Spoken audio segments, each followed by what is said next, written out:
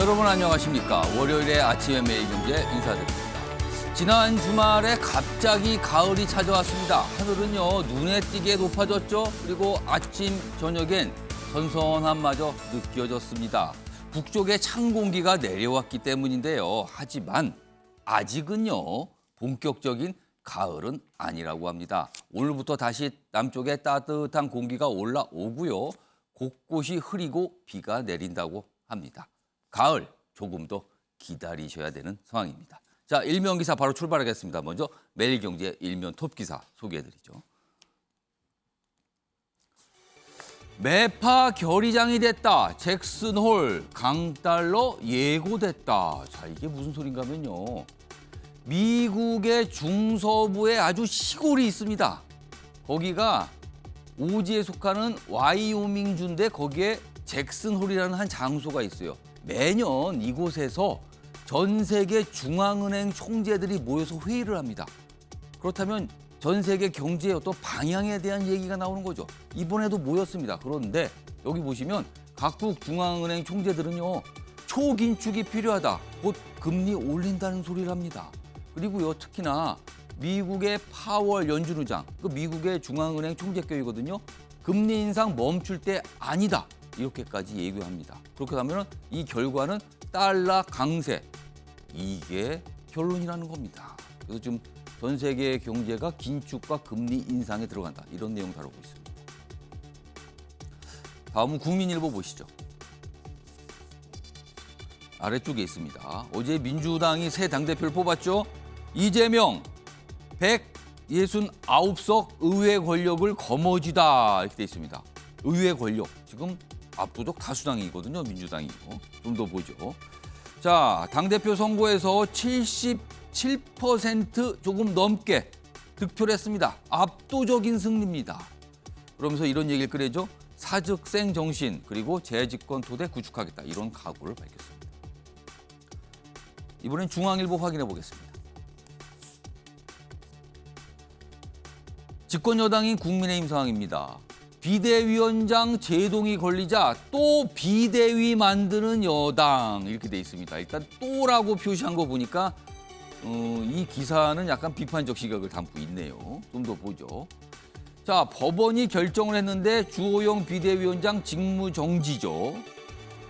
의총에서 당원을 바꿔서 새 비대위 구성한다 이렇게 결정을 합니다. 그러자 여당 내에서도요. 아니 앞서도 꼼수였는데 이 꼼수를 또 꼼수로 덮으려고 합니까? 이런 또 비판이 나옵니다. 그래서 일각에서는 그렇게 얘기합니다. 그동안 국민의힘이 그토록 비판하고 욕을 한 민주당과는 뭐가 다른 겁니까? 뭐 이런 지적, 일면 기사에 싣고 있습니다. 마지막으로 조선일보 보시죠. 수질 항목 조작으로 4대 강보 해체를 결정했다. 환경부, 감사원에 이런 내용을 밝혔다는 거군요. 오늘 조선일보에 실려있는 기사인데요. 뭔가 법적 평가 지표가 아닌 걸로 뭐를 얘기를 했다는 거죠. 결정을 하고 수질 영향 평가의 경제성 분석을 했다. 그러니까 뭔가 제대로 한 게 아닌 사항이 있다는 거죠, 지금.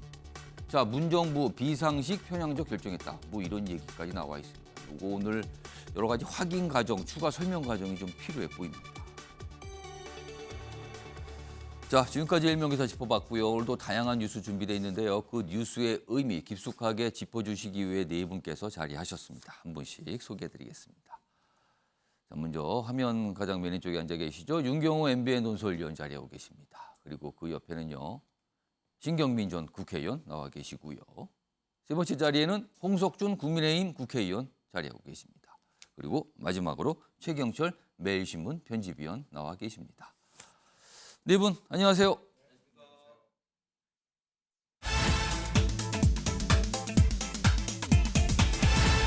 아침의 매일경제 첫 번째 키워드 확인해 보겠습니다. 대선 3라운드. 3라운드요? 대선은 지난 3월 끝났죠? 그건 진짜 대선 1라운드. 그리고 그 이후에 있었던 6월 지방선거 당시에 언론들이요 2라운드라고 표현했습니다. 자, 그러면 이번에는 3라운드가 된 거 아니냐 이런 얘기가 나오고 있답니다. 기사로 확인해 보겠습니다. 자, 다음 키워드 관련 기사입니다. 자, 이재명 77% 역대 민주당 당대표 경선에서 최고 득표랍니다. 당대표가 됐습니다. 그러면서 이런 각오를 밝히죠. 정부 독주에는 맞설 것이다. 좀 더 보겠습니다. 새 대표로 이재명 선출, 여기 보면 앞서서 나왔던 뭐 사직생 이런 얘기도 했어요. 그리고 집권 토대 만든다. 다만 민생 문제는 정부, 여당과 협력할 수 있다. 이런 얘기하죠. 그런데요, 일단 득표율이 가장 주목받고 있는데 77.77입니다. 정확하게는.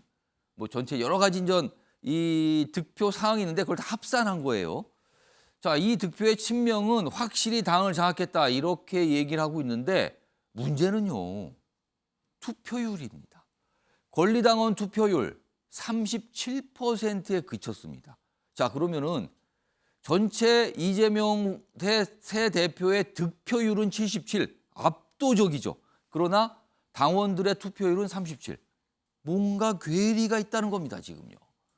이런 가운데 오늘 이재명 새 대표 최고위 뒤에 문재인 대통령의 사저 평산마을을 방문할 예정입니다. 자, 그럼요. 어제 이재명 새 대표 뭐 확정이 된 뒤에 한 발언이 있습니다. 들어보시죠. 2년 뒤 총선에서 4년 뒤 지방선거에서 그리고 5년 후 대선에서 오늘 전당대회는 승리의 진군을 시작한 날로 기록될 것입니다. 여러분, 실력에 따라 인재를 쓰고 역할을 부여하겠습니다. 누구나 민주당의 확고한 공천 시스템에 따라 기회를 가질 것입니다. 자, 그럼 어제 결과에 대해서 조금 더 분석해 보죠. 이게 어떤 이 77.77이 나오기까지 구성 요소들이 있어요. 일단 보시면요. 맨 위에 총 득표율입니다. 이재명 후보 77.77, 박용진 후보 22.23. 그렇죠. 이 뭐 비교가 안 됩니다. 압도적인 승리를 나온 거죠. 그리고 이 수치는요. 역대 민주당 전당대회 당대표 경선에서 가장 높은 득표를 기록한 겁니다. 과거에 김대중 전 대통령이 기록했던 득표율보다 높아요, 지금요. 그리고 직전에 있던 당대표들하고는 비교 자체가 안 됩니다, 득표율이요. 자, 그럼 좀 더 세부적으로 보면요. 이번에 당대표 경선 이 표는 어떻게 구성이 되냐면요. 대의원, 그러니까 당원들의 대표라고 할 수 있죠. 그리고 권리당원, 그다음에 일반 국민 여론조사, 그다음에 일반 당원 여론조사 이렇게 뭐 비율은 각각 다릅니다만 보시면요. 기본적으로 70%는 넘어갑니다. 그리고 일반 당원에서는 86, 일반 국민 82. 뭐 압도적입니다. 이게 누적이 돼서 77.77이라는 숫자가 나왔습니다. 일단 압도적 승리입니다. 그러나 이재명 새 민주당 대표 앞에 놓인 과제들이 좀 있습니다. 상당한 과제들이 있죠. 기사로 좀 보겠습니다. 다음 기사입니다. 당 통합이라는 문제가 있고요. 그다음에 강성 팬덤. 지금까지는 좋았는데 지지를 받고 이거 어떻게 하느냐는 거죠. 그리고 사법 리스크가 있습니다. 그리고 이 사법 리스크는 경찰, 검찰의 수사. 뭐 굵직한 것만 봐도 한 6건 정도 진행 중입니다. 낙승한 이재명호 곳곳 시험대에 있다. 이렇게 돼 있습니다. 일단 여기 보시면 당 통합 부분과 관련해서 여기 작은 제목이 있네요. 비명계에서는요. 총선 공천 학살을 우려하고 있어요. 이재명 새 대표 체제하에서는 친문이라고 뭔가 꼬리표나 딱지가 붙은 인사들은 살아남지 못한다. 뭐 이런 걱정이 있었거든요. 그거에 대해서 친명계는 특정인 배제 없다 반박하고 있고요. 그다음에 이제 팬덤 문제입니다. 이게 민심과 괴리된 거 아닌가? 양날의 검인데 이재명 대표는 팬덤 정치만은 할 수 없는 거 아닙니까? 뭔가 좀 다른 방향을 잡겠다 이런 뜻으로 들리기도 하네요. 그리고 사법 리스크 있는데 만약에 새로운 사실 발견될 때는 치명상 아니겠는가? 뭐 이런 걸 적혀 있습니다. 잘해줘요. 이 얘기 좀 해보겠습니다. 신경민 전 의원님. 뭐 여러 가지 이제 과제 중에 우선 첫 번째 통합 문제거든요. 오늘 이재명 새 대표가 최고위원들과 함께 문재인 대통령을 방문합니다. 평산마을 방문하죠. 이걸 통합행보라고 언론들은 보고 있긴 하는데 진짜 친문 공천 학살에 대한 우려 이게 이른바 비명 정치인들 민주당의 사이에서는 팽배한 상태입니까? 그리고 이거 앞으로 어떻게 될 걸로 보십니까? 지금 정확하게는 169명 예. 그리고 한 170명이 좀 넘죠. 예. 180이 조금 안 되는 이 민주당 내지는 민주당계의 의원들의 반수 이상은 예. 공천을 의식하지 않을 수가 없는 거라고 사석에서 얘기를 합니다. 아, 이제 그 대표적인 예가 예. 한참 친명 쪽에서 이재명만이 대안이다, 대표다라고 얘기를 했을 때 이재명 이 반대쪽에서는 예. 또 친문을 중심으로 한 의원들은 이재명 불출마 서명을 하자는 운동을 했습니다. 아, 그게 결국은 하다가 말았는데요. 특히 초선 경우에 이제 대개 정당에서 초선이라는 게 의리에 얽매이지 않고 인연에 얽매이지 않고 바른 소리를 하는 그룹으로 돼 있잖아요. 예. 초선 그룹에서 거의 서명자가 많이 나오지를 않아가지고 서명을 하다가 말았어요. 서명하는 숫자가 생각만큼 많지 않았다는 겁니까? 네, 뭐 거의 머뭇머뭇하는 사람이 많아가지고 예. 이렇게 할 바에는 괜히 언론에 이 숫자가 나가봤자 좋을 수가 없고 민주당의 현실을 보여주는 거 아니냐라고 그래서 서명을 주도하던 이번에 최고위원을 나왔던 고영인 의원인데요. 예. 서명을 하다가 도저히 가능성이 없어가지고 중간에 그만뒀습니다. 그럼 그 서명을 주저한 초선 의원들의 생각은 뭐라고 보시는 거예요? 그러니까 이재명 의원이 대표가 될 경우 예. 공천을 주도하게 될 것이고 만약에 이 불출마 서명을 했다가는 자기는 뭐 앞에 미래가 없다고 보는 거죠. 이른바 그게 살생부가 될 수 있다고 그렇죠. 생각하는 공천을 겁니까? 받을 수가 없는 아주 딱한 처지가 될 것이기 때문에 서명을 할 수가 없다라는 물론 이렇게 얘기는 안 하지만 예. 서명을 하지 않을 때는 뭐 그때 분명하거든요. 예. 그 당시에 친문하고 친명 쪽에서 출마가 이재명 의원의 출마가 맞느니 그러느니 하고 굉장히 치열한 논쟁이 벌어지던 예. 시기였거든요. 이렇게 보면은 지금 의원들의 거의 대부분이 공천을 걱정하고 있는 거죠. 이제 사실상 내년 말쯤이 되면은 예. 공천 작업에 들어가게 되고요. 예. 그 내년 초가 되면은 공천이 결정이 되고 4월 달에 다음 총선이 22대가 있기 때문에 예.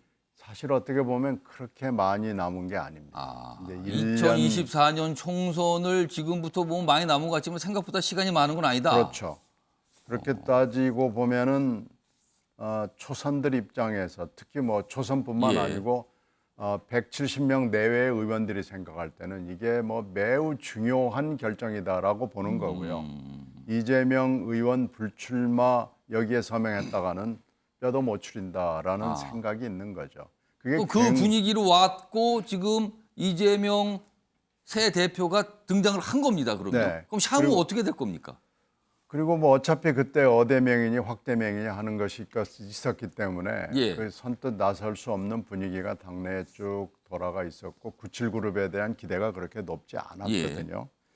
그런데 이제 당 대표가 되는 사람 모두 다 쭉 기록을 보시면 알겠지만은 시스템 공천을 얘기합니다. 이번에도 예외 없이 이재명 후보도 당 대표 수락 연설에서 예. 당선 연설에서 시스템 공천을 얘기했고 앞에다가 확고한이라는 이 형용사를 붙였어요. 그러니까 어떤 사람의 선호나 어떤 특정인의 영향력이 들어가는 게 아니라 제도적으로 공천이 아주 룰대로 이루어질 것이다. 그게 시스템 공천 아닙니까? 그렇죠. 뭐 그렇게 얘기를 안 한 대표가 사실은 한 사람도 찾아볼 수가 없어요. 예. 그래서 이 시스템 공천 또 뭐 확고한, 분명한 국민 모두가 납득할 수 있는 뭐 이런 얘기들 좋은 얘기 다 갖다 붙였지만 예. 한 번도 그렇게 되는 꼴을 본 적이 없습니다. 그럼 그렇다면 이번에도 이렇게 생각하시는 겁니까? 이번에도 그렇게 될 것이 너무 분명하죠. 그리고 이재명 후보가 과거에 지금 공직을 한 지가 굉장히 오래되지 않아요. 그러니까 시장도 여러 번 했고 도지사도 했고 당의 중요한 결정에도 관여를 한 적이 있고 그러기 때문에 이재명 후보의 과거 행적으로 봤을 때 확고한을 100번을 외쳐도 이게 확고하게 공천 시스템으로 될 것인가라는 데 대해서 예. 믿는 사람은 저는 없다고 생각합니다. 그래서 이렇게 따졌을 때 과연 공천 시스템이 어떻게 작동이 예. 될지 굉장한 우려들이 있는 거죠. 일단 이 이른바 이 비명계의 총선 공천 학살 우려 이거에 대해서 좀 신경민 전에서는 약간 비관적인 전망과 분석을 해주는데 또 다른 과제로 이번 당대표 경선에서 나타났어요. 호남의 무관심입니다. 득표율이 굉장히 낮거든요. 호남 지역이요. 유독이 낮아요. 다른 지역에 비해도. 이거는 냉담으로까지도 볼 수가 있는데 이거 어떻게 극복이 가능할까요? 아마 이제 지명직 그 최고위원을 어떻게 할지 모르겠어요. 두 명을 할수 자리를 있죠. 할 수 있는데요. 예. 지금 최고위원 된 분들을 쭉 보면은 동대문에 지역구를 둔 장경태 의원이 고향이 호남입니다. 예. 그리고 나머지 분들은 호남하고는 관련이 하나도 없다고 볼 수 있죠. 예. 그래서 이 호남의 지역구를 두거나 원외위원장이거나 하여튼 호남의 근거를 둔 지명직 최고위원을 둘 것이냐라는 것이 아마 이재명 대표로서는 최대 고민 중에 하나일 일단 거예요. 그거는 바로 이제 결정을 할 시가 네, 곧 바로, 오는데 바로 말해야 해야 되는데요. 됩니다. 이번 주 안에 예. 해야 됩니다. 그래서 이게 아마 굉장히 큰 고민거리가 될 거고요. 이 호남의 무관심은 이미 지방선거 투표율에서 광주에서 나타났죠. 그렇습니다. 광주, 전남, 전북이 특히 광주가 37%라는 이례적으로 낮은 선거 투표율이 나타났고 이번에 이 권리당원과 대의원의 투표율에도 사실 나타났습니다. 대개 권리당원의 숫자를 보면은 예. 수도권하고 호남이 많고요. 호남은 투표율이 매우 높았습니다. 예. 권리당원의 투표율도 높고 전국 대의원들의 투표율도 높은데요. 이번에 숫자를 보면 그렇게 높지 않습니다. 다른 지역보다 오히려 낮은 지역도 나타났고요. 이렇게 따지면 이것은 무엇이냐라는 문제가 있죠. 예. 그래서 권리당원도 지금 문제가 있고 대의원도 문제가 있고 그래서 이 부분이 지금 이 대표로서는 풀어야 될 숙제, 최우선 숙제 중에 하나입니다. 그러니까 호남의 냉담을 어떻게 할 것인가. 그러니까 구체적으로 그러니까 당대표가 지명할 수 있는 최고위원 자리가 2자리 있거든요. 그중에 뭐 최소 하나 정도를 호남 출신으로 지명할 것인가. 이 부분 하나 남아 있고요.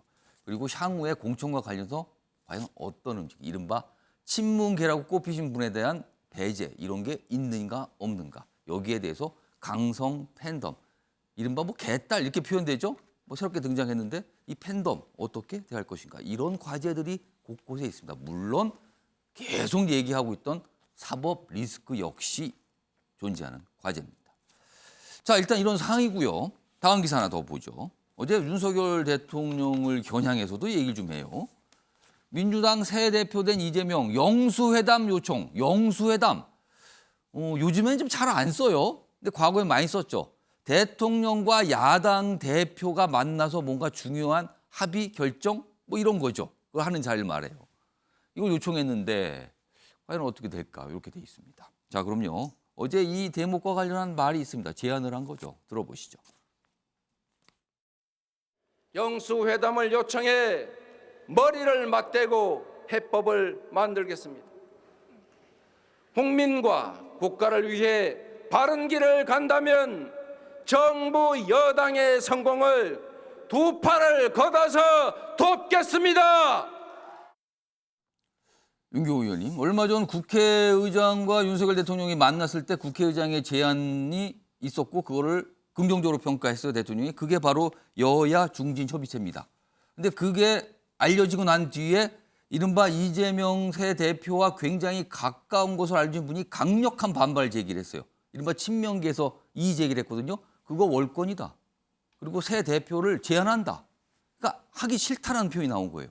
그런 가운데 이재명 새 대표가 어제 되자마자 영수회담을 제안합니다. 자, 여야 중진 협의체와 영수회담. 묘한 지금 상황에 동시에 얘기가 나왔거든요. 직접 만나고 싶다는 겁니까? 대통령은? 어떻게 해석할까요, 이거? 결국 대표성 문제를 가지고 본인의 입지를 과시하는. 아, 그러니까 여야 중진 협의체는 당연히 당 대표가 들어가지 않은 양쪽 당의 5선 이상의 그러겠죠. 정말 고참들, 아, 원로들, 중진들. 근데 이분들이 과연 대표성을 얼마나 갖느냐 이거에 대해서 고개를 갸웃하는 분들이 있는 거죠. 또 거기에 당연히 대통령은 관계가 없는 거 아니에요. 예.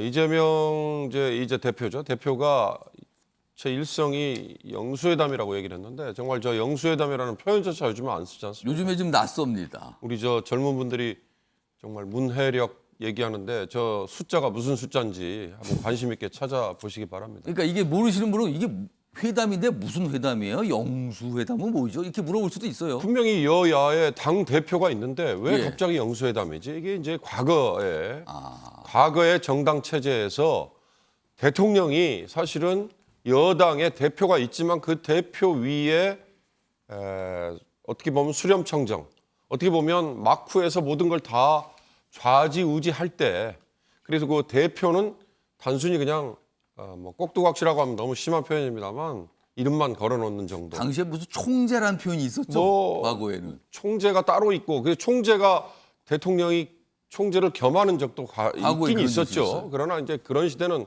이미 훌쩍 지났어요. 예. 지금 이 상황에서는 사실은 영수회담 실현 가능성은 아주 낮죠.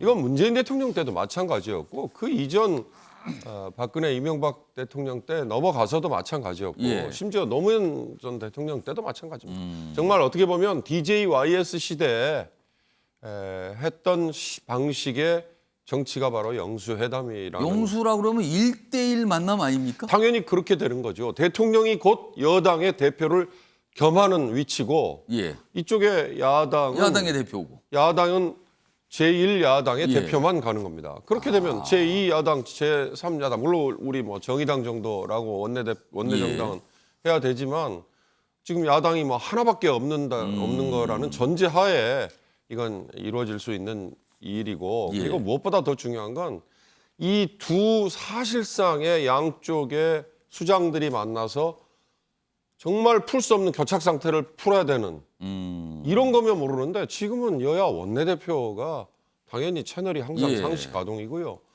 더 중요한 건 양쪽 당의 대표들이 물론 지금 국민의힘의 대표가 유고 예. 상태입니다. 그걸 이제 이재명 아. 대표는 부각시키기 위한 양수 겸장인 거죠. 지금 국민의힘의 비대위 운운하는 혼란 상태에 대표가 없지 않느냐. 그리고 사실상 대통령이 국민의힘 뒤에 버티고 있지 않느냐. 예. 그러니까 대통령 직접 만나자 이제 이런 건데 결국은 아까 처음에 말씀드린 대표성 문제를 부각시켜서 본인의 입지를 끌어올리려는 건데 실현 가능성은 지금의 현실 정치에서 보면 높지 않죠. 그러니까 이 모습 때문에 아까 키워드 소개해드렸죠. 대선 3라운드. 이 표현이 나온 것 같습니다. 그러니까 진짜 3월에 대선이 있었죠. 지방선거도 대선 2라운드라는 표현을 들었거든요. 근데 이번에 영수회담. 그렇다면 경쟁자였지만 한 명은 현직 대통령, 한 명은 제1야당의 새 대표. 마치 대선 경쟁 같이 보인다. 뭐 이래서 3라운드라는 표현이 나왔습니다. 일단 상황이 어제 이렇고요. 다음 기사 좀 더 보겠습니다. 어제 최고위원들도 같이 선출이 됐죠. 뭐 그 기사가 좀 있어요. 야당 지도부 7명 가운데 6명이 친명이다. 그러니까 문재인 당에서 이재명 당으로 된 거 아니냐 이겁니다. 그러니까 지금 이게 어제요. 당대표 1명, 그다음에 선출직 최고위원 5명이 뽑혔어요. 그럼 6명이잖아요. 근데 이미 일을 하고 있는 박홍근 원내대표는 당연직 최고위원이 되거든요. 근데 그렇게 합하면은 한 명만 딱 빼고 여기 고민정 최고위원 빼고 나머지는 다 친명 아니면 이재명 대표라는 거죠. 이런 상황인 겁니다. 지금 여기 보시면 득표율 좀 보실까요? 여기 좀 크게 보겠습니다. 이 그래프. 이재명 대표 77.77. 근데 여기 보면 정청래, 박찬대, 서영교, 장경태 다 친문 또는 뭐 새롭게 친문 색깔이 지금 강해진 분으로 꼽히죠. 고민정 최고위원은 뭐라고 표현할까요? 친문일까요? 아니면 비명이라고 할까요? 요즘에는요. 아무튼 2등이지만 이런 포진입니다. 아무튼 이렇습니다.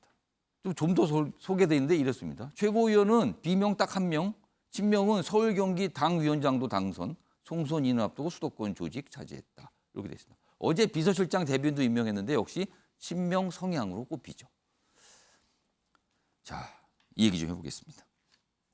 최경철 편집위원. 어제 이 결과를 보면서 이 정치권에 계신 분이 질문을 좀 하나 하세요. 그러면서 자기 스스로 또 답도 하세요. 그분은 질문하고 답하고. 근데 뭐라고 질문이 나왔냐면 그 많던 친문은 다 어디로 갔던가. 앞서까지 친문이 주류 아니었습니까? 이 민주당에. 근데 그 많던 친문 다 사라졌더라. 이 결과 보면 더 실감 난다. 왜 이렇게 된 겁니까? 문재인 당이 계속 문재인 당으로 유지하기 위해서는 인물 구심점이 있어야 하겠죠. 예. 문재인 대통령이 계속해서 원내에서 권력을 행사를 직접 하기 어렵기 때문에 어떻게 대행자가 있어야 되는데 그 바통을 이어받을 사람이 당내에는 지금 없다는 것이죠.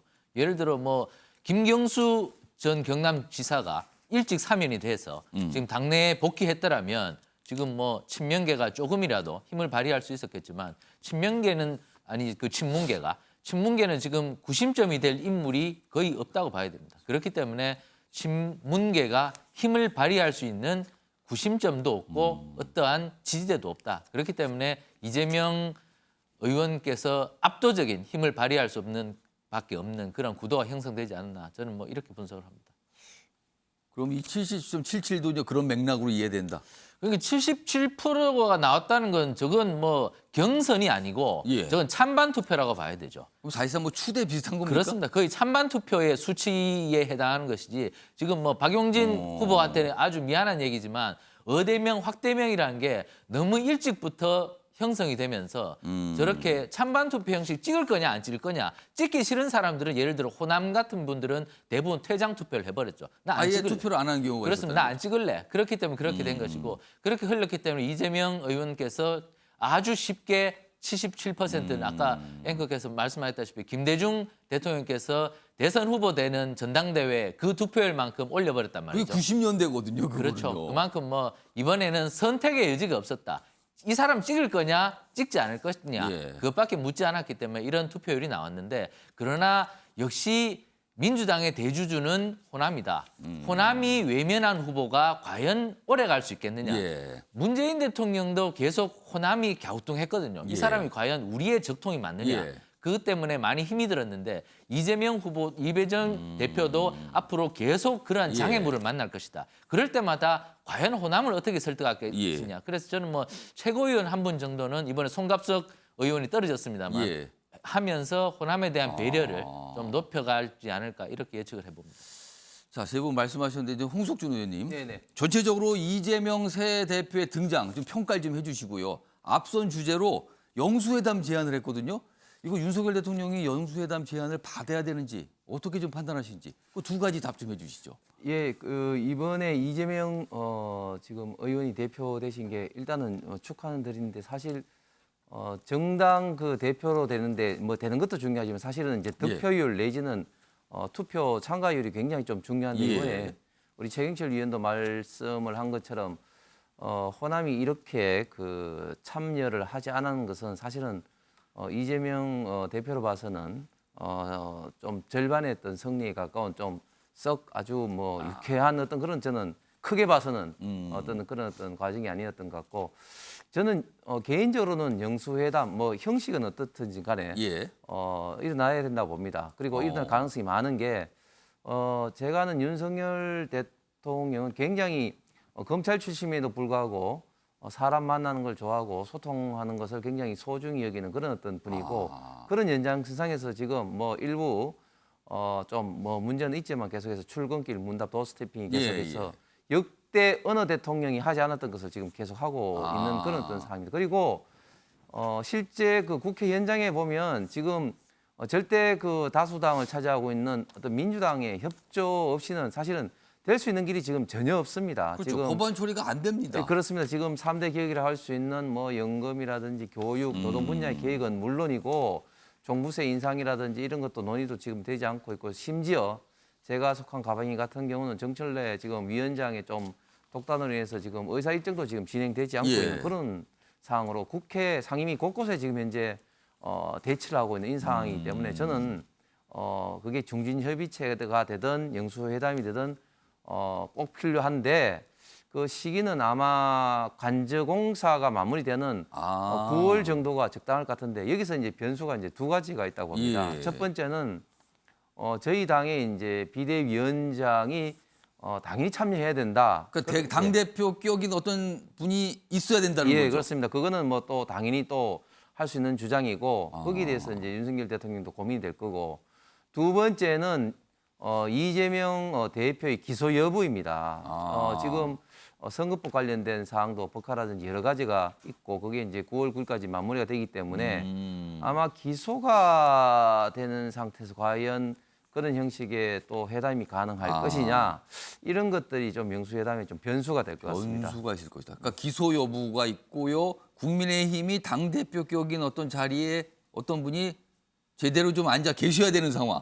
이걸 좀 봐야 된다는 말씀이네요. 그렇습니다. 그럼 만약에 하게 된다면 1대1은 아니고 1대2 여야 그다음에 대통령 뭐 이런 형식이 되지 않겠나 이런 전망이셨습니다.